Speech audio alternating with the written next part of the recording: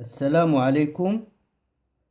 Dans cette vidéo, on va continuer la leçon sur les solutions électrolytiques et concentration du programme de la première année du baccalauréat.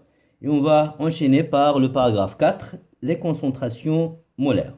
On va commencer par la concentration molaire en soluté apportée.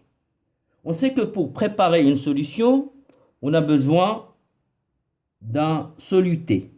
C'est le corps qu'on va dissoudre. Ce soluté, on l'introduit dans un solvant. Par exemple, l'eau. Lorsque le soluté est dissous dans le solvant, on obtient la solution. Le soluté, il est caractérisé par sa quantité de matière. Par exemple, supposons que le soluté c'est A et le solvant c'est l'eau et la solution est une solution, dans ce cas-là, solution dite aqueuse. Le soluté qu'on introduit, il est caractérisé par sa quantité de matière qu'on va noter Na, qui est exprimée en mol. On l'introduit dans l'eau, il se dissout, on obtient une solution qui est caractérisée d'abord par son volume. Volume de la solution, exprimé en litres. C'est une unité pratique, mais dans le système international, le volume est exprimé en mètres cubes. Eh bien, la concentration de la solution en soluté apportée, on la note C, elle est égale à quoi? Elle est égale à la quantité de matière dissoute, N de A, divisé par le volume de la solution obtenue. Donc, C sera en mol par litre. Mol, litre, moins 1. C'est la définition de la concentration de la solution en soluté apportée. 4.2. Concentration molaire effective d'une espèce chimique en solution. Prenons l'exemple de NaCl. NaCl, c'est un composé ionique solide. On l'introduit dans l'eau et les dissout. Et il va donner des ions Na+, et des ions Cl-. Donc les espèces chimiques qui sont effectivement présentes dans la solution sont les ions Na+, et les ions Cl-. Et on va parler de la concentration molaire effective des ions Na+, dans la solution. Ou encore de la concentration molaire effective des ions Cl- dans la solution. Donc en général, lorsqu'un soluté est dissous, il donne des espèces chimiques qui sont effectivement présentes dans la solution. Et on va parler de la concentration molaire effective de ces espèces. Supposons que X est une espèce chimique qui résulte de la dissolution d'un composé ionique ou d'un composé moléculaire ou d'un composé en général. Cette espèce chimique, pour la caractériser, on va parler de la concentration molaire effective de l'espèce X dans la solution.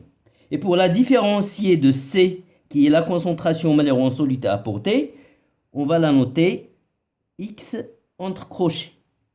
Donc, quand vous trouvez une espèce chimique qui est entre crochets, ça veut dire qu'elle est effectivement présente dans la solution.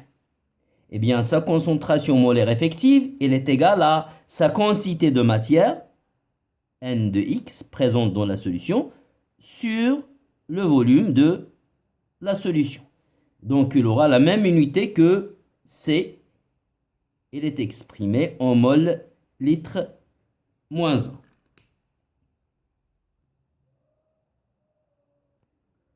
« 4.3. Relation entre C, la concentration molaire en soluté apportée, et la concentration molaire effective d'une espèce X qui résulte de la dissolution. Prenons un exemple simple. Prenons l'un des exemples qu'on a vu tout à l'heure. Prenons l'exemple de sulfate d'aluminium.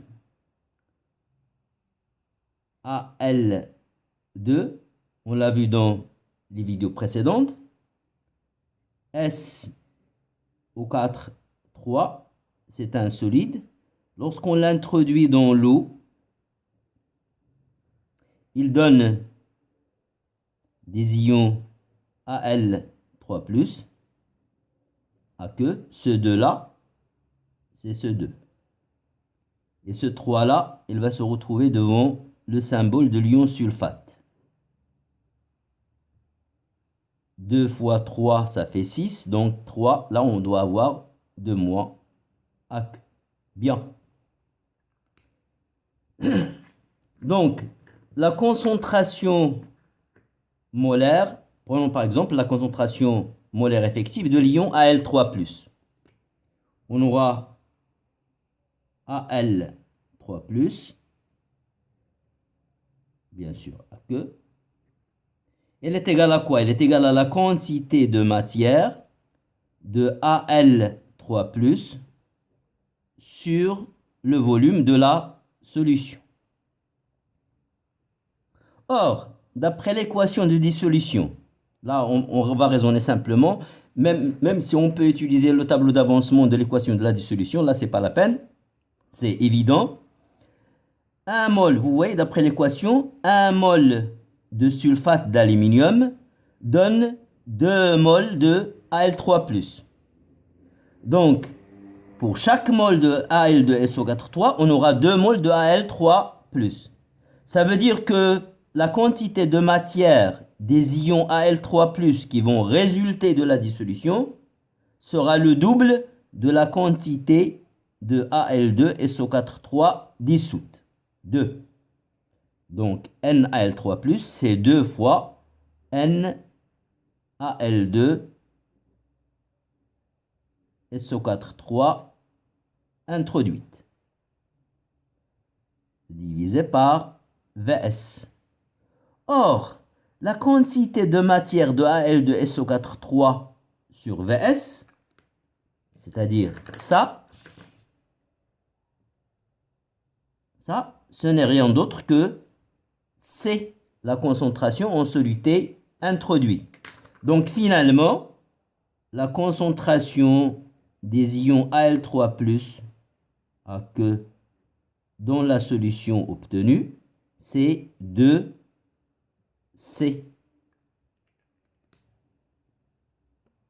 Remarquez ce 2-là, c'est ce 2-là.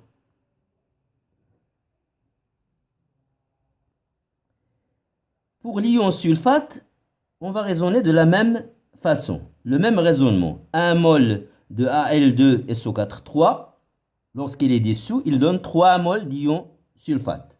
Donc, de la même façon, la concentration des ions sulfate dans la solution sera 3 fois C. Ce 3, voilà, il provient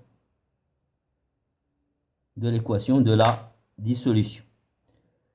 Donc, pour trouver la relation entre la concentration molaire effective et la concentration molaire en soluté introduit, il faut écrire l'équation de la dissolution et prendre compte des coefficients stoichiométriques qui sont écrits devant l'espèce chimique qui est effectivement en solution. Ainsi, on a terminé la leçon sur les solutions électrolytiques et concentration. Merci pour votre attention et à bientôt dans une prochaine vidéo, Inch'Allah.